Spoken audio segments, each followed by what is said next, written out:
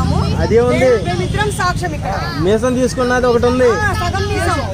మొన్న ఒక పెట్టె తీసుకొచ్చాడు కదా, దాంట్లో పెట్టాడంట 50 హైదరాబాద్ లో ఉంటానని చెప్పి బట్టలు కూడా తీసుకుని తిరుగుతానన్నావు నిన్న. మరి ఆ రోజు సల్మాన్ ఖాన్ గుర్తు రాలేదా? మరి ఈ రోజు సల్మాన్ ఖాన్ గుర్తొచ్చాడు.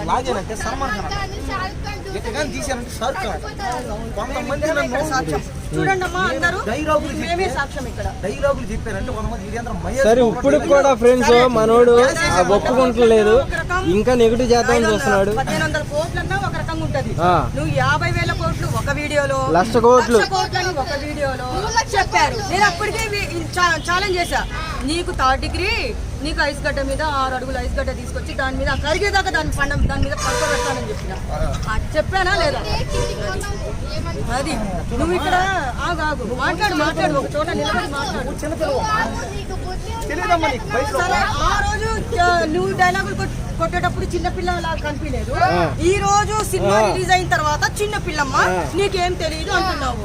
ఇదంతా లైవ్ పెడితే నువ్వు రా అని లాగావు కదా మరి వాళ్ళని.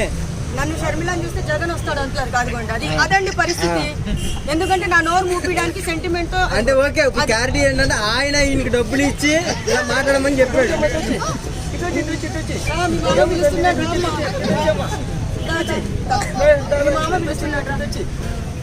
చిన్నపిల్ల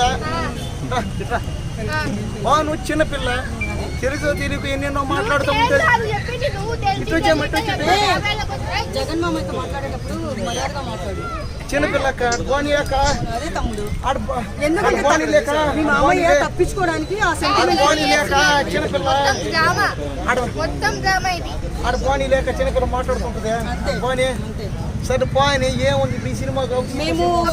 ఇప్పుడు అదంతా కాదు, నువ్వు అయిపోవడానికి ఇలా మాట్లాడావా? క్లారిటీ జన